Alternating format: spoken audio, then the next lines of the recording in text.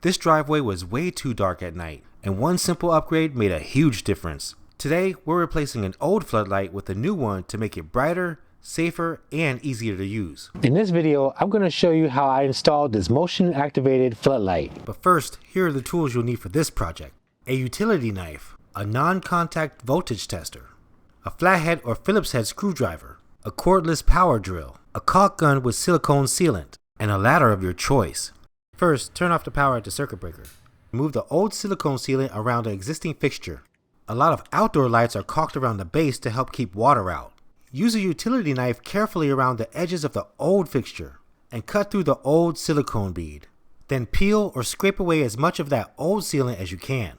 I twisted the old floodlight counterclockwise to remove it. Now you want to make sure the box is secure, the wiring looks okay, and the wall surface is clean enough for the new fixture to sit flat. Use a screwdriver to remove the mounting plate from the outlet box. Be prepared to catch the mounting plate because when you loosen it, it could fall down.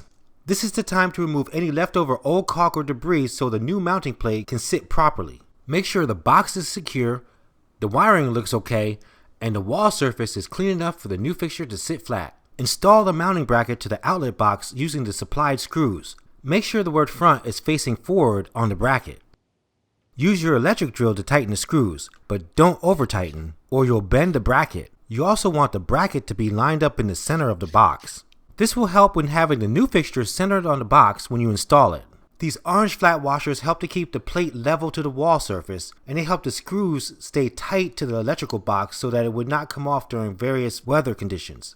So I placed them on the new mounting plate to help the new fixture.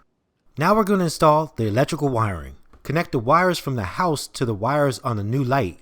That means we're going to connect black to black, white to white, and ground to ground. We're going to use the orange wire connectors that are supplied on each wire set. Make sure there's no bare wire exposed outside of the connector. Line up the floodlight fixture so it can mount correctly. Use your drill to tighten the fixture mounting screws through the holes on the floodlight base. Ensure that the base sits level on the wall. Position the triple head LEDs in the general direction of the area you want covered.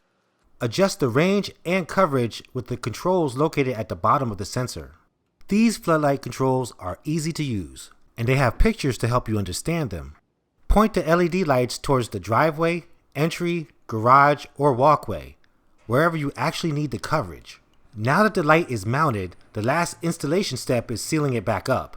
We turned the power back on first to make sure that the light was actually working before we sealed it. After we confirmed that the lights were working and everything was okay, we went to the next step. Apply silicone sealing around the mounting surface to help protect the connection from water intrusion. This will help keep wires dry during rain, sleet, or snowy weather. We covered the entire fixture base with a generous amount of silicone sealant, including the bottom, sides, and top. Now you're done.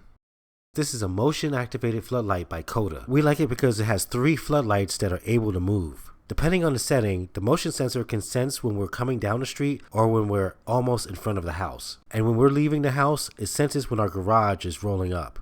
The driveway is no longer dark, and now we can clearly see more areas around the front of our home because of the new floodlight.